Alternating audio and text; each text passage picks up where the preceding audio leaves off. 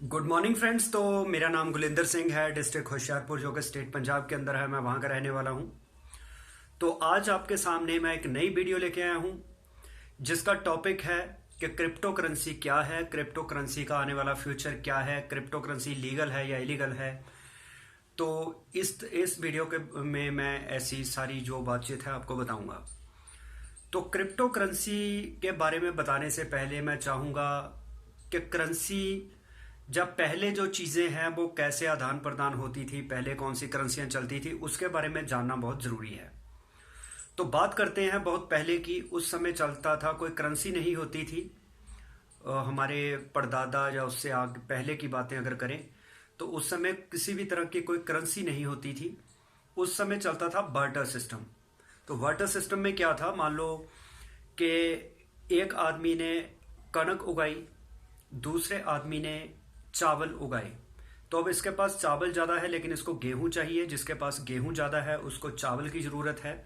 तो ये दो लोग क्या करते थे, जो आपस में चीज़ों का आदान प्रदान करते थे कि मैं तुम्हें चावल दे देता हूँ, बदले में तुम मुझे कणक दे दो। तो इसी तरह से लोग वस्तुओं के बदले में वस्तुएं आदान प्रदान करते थे।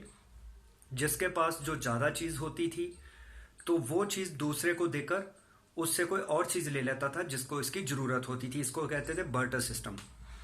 इस सिस्टम की प्रॉब्लम ये थी कि अब किसी आदमी को कहीं दूर जाना पड़ता था कोई चीज़ लेने के लिए। तो अगर उसने वो चीज़ ज़्यादा मात्रा में लानी होती थी तो यहाँ से इसको जो चीज़ बदले में इसने देनी है उसकी क्वांटिटी इतनी ज़्यादा होती थी कि उसका ट्रांसपोर्टेशन करना, उसको लेके जाना और लेके आना वो बहुत मुश्किल काम था। तो उससे एक छोटी मार्केट के अंदर, गांव के अंदर ही चीज़ों का आदान प्रदान हो पाता था। उसमें वर्ल्ड वाइड वो चीज़ पॉसिबल नहीं हो पाती थी या बहुत मुश्किल काम था। तो उसके लिए जन्म हुआ फिजिकल करेंसी, जिसको हम रुपए वगैरह कह देते हैं, या पहले और कई ऐसी चीज़ें चलती थी, पाई, आना, इस तरह से। तो उन चीज़ों का नहीं, उससे भी पहले सोने का इस्तेमाल होना शुरू हुआ। तो सोने का क्या था कि सोने के बदले में हम कोई चीज़ किसी को सोना देते थे, उसके बदले में हमें वो चीज़ मिल जाती थी। लेकिन उसमें भी दिक्कत क्या होती थी कि अब हमें चीज़ तो चाहिए थोड़ी, लेकिन हमारे पास सोना ज़्यादा है। अब सोना काट के तो दिया नहीं जा सकता। तो उसमें ये दिक्कत आती थी कि छोटी क्वांटिटी में अगर हमारा कोई चीज़ लेते थे तो बदले में सोने का बड़ा सिक्का देना पॉसिबल नहीं था। तो उसके लिए फिर बैंकिंग सेक्टर का जन्म हुआ। बैंकिंग सेक्टर ने क्या किया, उसने सोने के बदले में करेंसी बना दी। उसने कहा कि मेरे पास ये सोना है आपका पड़ा हुआ, तो इसके बदले में आपको हम कुछ करेंसी नोट दे देते हैं। तो आपने जब भी किसी को कोई चीज़ खरीदनी है, आपको ये नोट दीजिए उसको, तो नोट के बदले में आप वो चीज़ ले सकते हैं। लेकिन इसमें सामने वाले के मन में ये सवाल आया कि इस कागज के टुकड़े का क्या आधार है, मैं इसके बदले में चीज़ कैसे दे सकता हूं, क्योंकि मेरी जो गेहूं या चावल है वो तो नजर आ रहा है, लेकिन तुम्हारा जो ये कागज का टुकड़ा है, मैं इसको कैसे मान लूं कि ये वैलिड है या इनवैलिड है, तो ये मेरे काम का है या नहीं है। तो उसके लिए बैंक ने इस चीज़ की रिस्पॉन्सिबिलिटी ली कि जो ये हमने कागज बनाया है तो ये हमारी ओर से इसको मान्यता दी गई है कि हमारे हमारे पास इतनी कीमत का सोना पड़ा हुआ है जितने उस कागज की कीमत है। तो उसके लिए फिर लोगों ने उस पर ट्रस्ट करना शुरू किया। तो धीरे धीरे नोटों का एक्सचेंज शुरू हो गया। आज हम मार्केट में जाते हैं, हम वहाँ पे नोट देते हैं, तो बदले में हमें उतनी कोई चीज़ मिलती है। तो इससे क्या है, हमें मान लो हमने कहीं उत्तर प्रदेश के अंदर कोई हमने सामान मंगवाना है, तो अब हमें वहाँ पे कोई ट्रक भर के या कोई बैलगाड़ी भर के सामान नहीं ले जाना पड़ेगा। हम उसको सिर्फ करेंसी देंगे, बदले में हमें वो चीज़ मिल जाएगी। तो ये आसान हो गया। दूसरा, हम जितनी भी चीज़ लेना चाहते हैं उतना नोट बड़ा या छोटा हम दे सकते हैं। तो इस तरह से फिजिकल करेंसी का आविष्कार हुआ वर्ल्ड वाइड। जैसे अमेरिका में डॉलर चलते हैं, इसी तरह इंडिया में रुपए चलते हैं। तो हर कंट्री ने अपनी अपनी करेंसी बनाई। लेकिन आगे चल के दिक्कत क्या आई कि आज बैंक के पास उतना सोना नहीं है जितनी वो करेंसी बना रहा है। कहते हैं कि अगर 3% लोग अपना पैसा तुरंत मांग लें किसी बैंक से कि हम 3% लोग अगर बोल दें कि हमारा पैसा वापस कर दो, तो बैंक से वो पैसा दे नहीं पाएंगे बैंक। कारण क्या है, क्योंकि उनके पास बदले में उतना सोना भी नहीं पड़ा हुआ बैंक के पास। दूसरी बात कि बैंक क्या करता है, मान लो आज आपने अपना पैसा बैंक में जमा करवा दिया, सेविंग अकाउंट खुलवा लिया, उसमें आपने 1 लाख रुपए रख दिए। तो बैंक ने आपको कहा कि आपको हम 4% ब्याज देंगे साल का, तो आपको 1 लाख के बदले में ब्याज मिलता है। लेकिन एक और आदमी बैंक के पास आया, उसने कहा कि मुझे 1 लाख रुपए की जरूरत है, तो बैंक ने आपका ही 1 लाख रुपए उठा के उस आदमी को दे दिया और उससे ब्याज लिया 6%। तो इससे हुआ क्या, आपका पैसा जो 1 लाख था वो सिर्फ आपके अकाउंट में तो शो हो रहा है कि आपका 1 लाख रुपए पड़ा हुआ है, लेकिन वो एक्चुअल में बैंक के अंदर है नहीं, वो दे दिया गया है किसी और बंदे को। तो अब वो बंदा 6% ब्याज बैंक को देता है, तो बैंक आपको 4% दे रहा है, 2% अपना प्रॉफिट लेता है। हालांकि बैंक के पास वो पैसा नहीं है, वो पैसा जा चुका है। तो अगर 3% लोग बैंक को कहें कि आज हमारा पैसा वापस कर दो, तो बैंक से वो पैसा दे नहीं होगा, क्योंकि उसने तो पैसा आगे दे रखा है। तो ये सिस्टम है कि आज बैंक के अंदर पड़ा हुआ भी हमारा पैसा सिक्योर नहीं है, वो सिर्फ हमारे अकाउंट में अंकड़े नजर आते हैं, लेकिन वहां पे वो पैसा नहीं है। तो और इसके अलावा क्योंकि बिना सोना लिए हुए करेंसी छाप रहा है बैंक, तो बैंक के पास जितना करेंसी छापी हुई है आरबीआई ने, उतना उसके पास सोना नहीं है, जिस कारण से रेट जो है करेंसी का वो गिरता जा रहा है। अगर हम आज़ादी के समय की बात करें 1947 में, तब $1 जो की कीमत 3 रुपए 30 पैसे के बराबर थी, मतलब $1 3 रुपए 30 पैसे के बराबर था। लेकिन आज $1 की कीमत 75 रुपीज के आसपास चली गई है। इसका मतलब कि हमारी करेंसी की वैल्यू बहुत डाउन चली गई। वो क्यों गई, उसका यही कारण है। तो इसका मतलब कि आज अगर हम कहते हैं कि हमारा पैसा बैंकों में सेफ पड़ा है, तो ऐसा नहीं है। वहां पे हमारा पैसा की value day by day down होती जा रही है। तो फॉरेन कंट्रियों में आप अगर बैंक में पैसा रखते हैं तो आपको कोई भी ब्याज नहीं दिया जाता, क्योंकि बैंक कहता है कि हमने आपके पैसे की सुरक्षा की जिम्मेवारी ली हुई है। क्योंकि अगर आप यही पैसा अपने घर में रखते हैं तो आपका पैसा वहां सुरक्षित नहीं है, कोई भी आपसे छीन के या चोरी करके ले जा सकता है। अगर आप जो जिम्मेवारी बैंक को देते हैं कि हमारा पैसा आप सेफ रखिए, तो हम उसके बदले में उल्टा आपसे चार्ज लेंगे, आपको कोई ब्याज देंगे नहीं। तो इसका मतलब आने वाले समय में बैंक में इंटरेस्ट रेट 0 हो जाएगा, तो आपके जमा हुए पैसे का कोई भी पैसा नहीं मिलेगा। हालांकि बैंक उस पैसे को आगे लोगों को देके उसके बदले में ब्याज लेता रहेगा। तो आज आपने देखा है कि पैसे जमा कर निकलवाने के भी पैसे लग रहे हैं। आज अगर आप बैंक के अंदर सारा पैसा निकलवाना चाहे वो पॉसिबल नहीं है, तो उसके बदले में भी आपको बार बार ट्रांजैक्शन चार्जेस देने पड़ रहे हैं। इसका मतलब अपना ही पैसा बैंक से निकलवाने के लिए आज हमें पैसे देने पड़ रहे हैं, कल को अपना ही पैसा रखने के भी हमें पैसे देने पड़ेंगे। तो इसी तरह अगर मैं बात करूं कि अभी अफगानिस्तान और तालिबान की लड़ाई हुई, जितने भी लोग अपना देश छोड़ के अदर कंट्री में गए, तो उनका जो बैंकों में पैसा पड़ा हुआ था वो पैसा साथ नहीं ले जा पाए, क्योंकि जब उन्होंने पैसा निकलवाना था बैंक तो बंद पड़े थे, वो पैसे निकलवाते कैसे। अब वो दूसरी कंट्री में गए हैं तो उनकी जेब में कोई पैसा नहीं है। आज वो बेघर हो गए, जो लोग लाखों पति थे वहां पे, करोड़ों थे। तो इसका मतलब जो भी आज फिजिकल करेंसी हमारे अकाउंट में पड़ी है, ये कभी भी सुरक्षित नहीं है।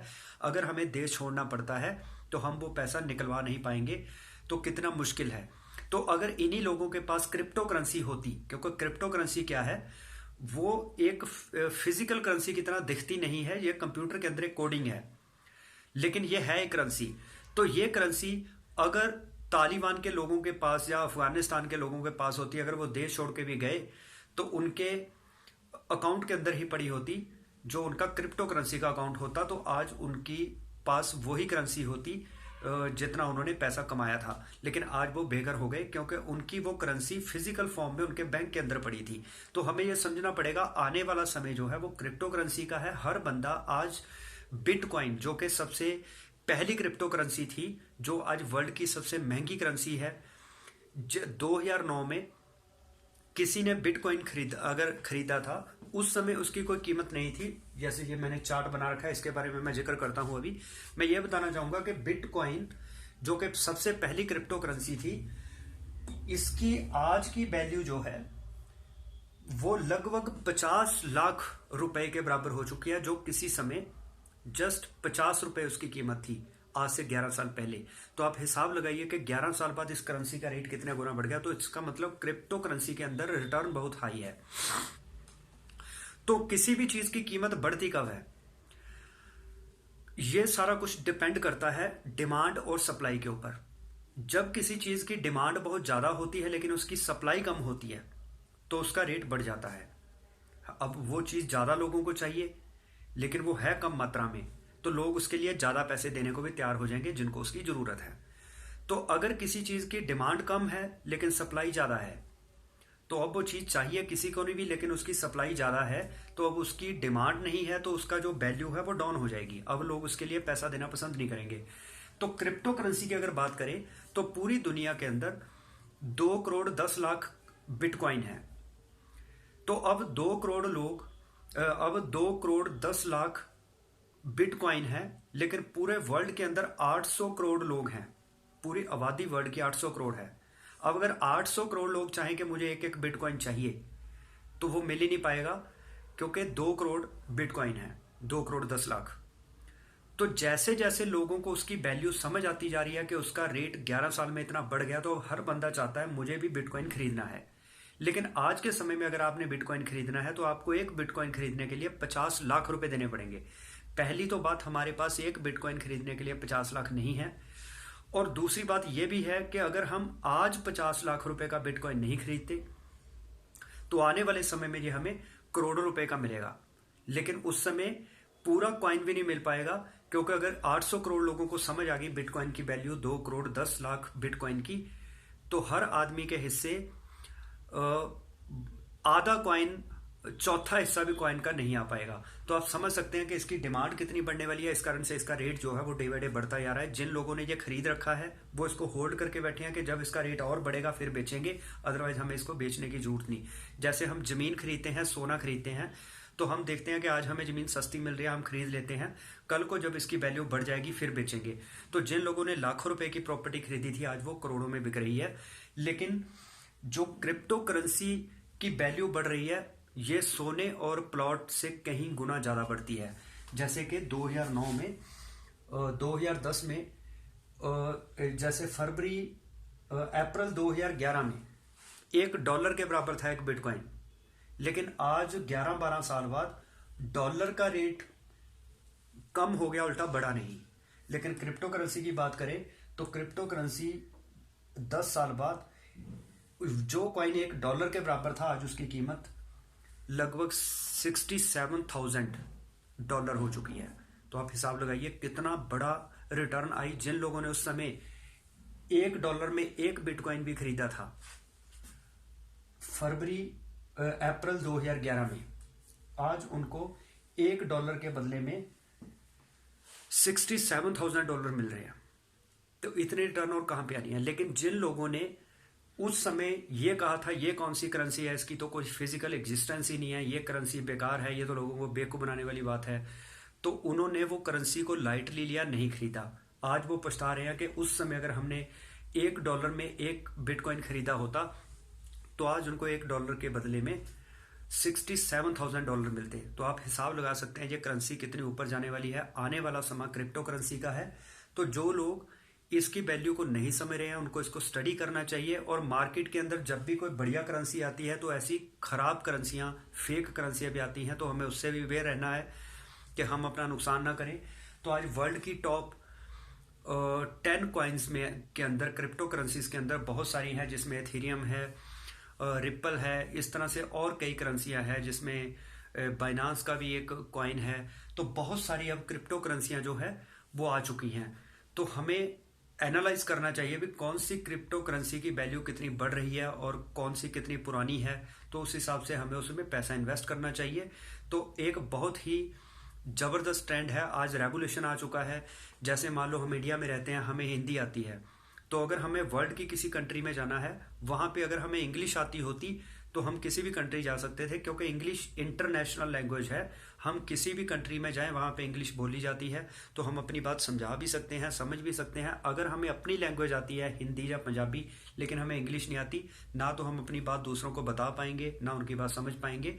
तो जिस तरह से इंटरनेशनल लैंग्वेज है इंग्लिश, इसी तरह से आज पूरे वर्ल्ड की जो करेंसी है वो बन गई क्रिप्टो करेंसी।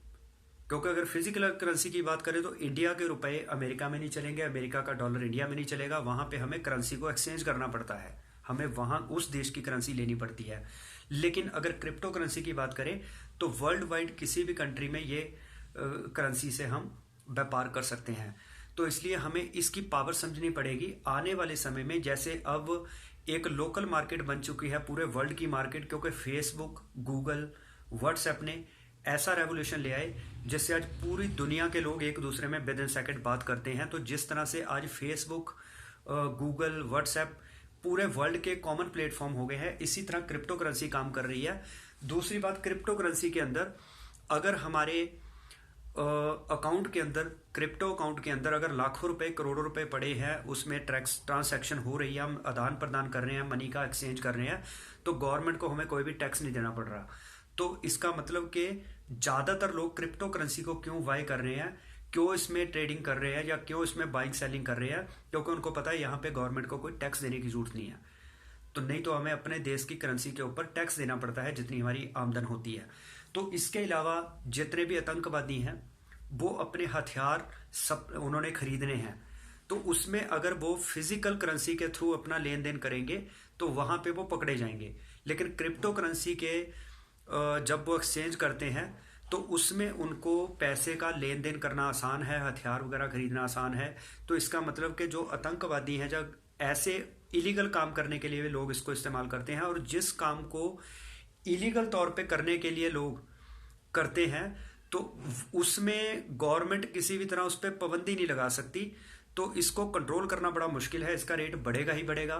तो इसलिए आप बास बिनरी बनिए और इस करेंसी के अंदर अपनी नॉलेज को बढ़ाइए और इस करेंसी में पैसा इन्वेस्ट करना शुरू करिए। तो नेक्स्ट वीडियो जो है वो मैं लेके आऊँगा कि अगर आप क्रिप्टो करेंसी में डील करना चाहते हैं तो वो किस तरह से कर सकते हैं, आपका अकाउंट कैसे बनेगा, उस अकाउंट को बनाने से आपके पैसे कैसे बढ़ेंगे, ट्रेडिंग क्या होती है, बाइंग सेलिंग कैसे होती है, कौन से कॉइन खरीदने चाहिए, कब खरीदने चाहिए, कब बेचने चाहिए, वो सारी नॉलेज आपको टाइम टू टाइम मैं हर वीडियो में देता रहूँगा। इसके अलावा अगर आप अपने क्रिप्टो करेंसी के अकाउंट में मैन्युअल ट्रेडिंग करना चाहते हैं तो क्या गलतियाँ हो सकती है, अगर आप ऑटोमेटिक ट्रेडिंग करते हैं तो उससे आपको क्या फ़ायदे होंगे, वो सारी बातचीत मैं आपके सामने लाता रहूँगा। तो इन्हीं शब्दों के साथ आज मैं आपसे विदा लेता हूँ। उम्मीद है आपको वीडियो पसंद आई होगी। पसंद आई है वीडियो तो इसको लाइक एंड शेयर जरूर करें अपने दोस्तों के साथ, ताकि उनको भी ये जानकारी मिल सके। साथ में आप मेरे चैनल को सब्सक्राइब जरूर करें, तो बेल आइकॉन को प्रेस करें ताकि मेरे आने वाले वीडियोज़ की नोटिफिकेशन भी आपको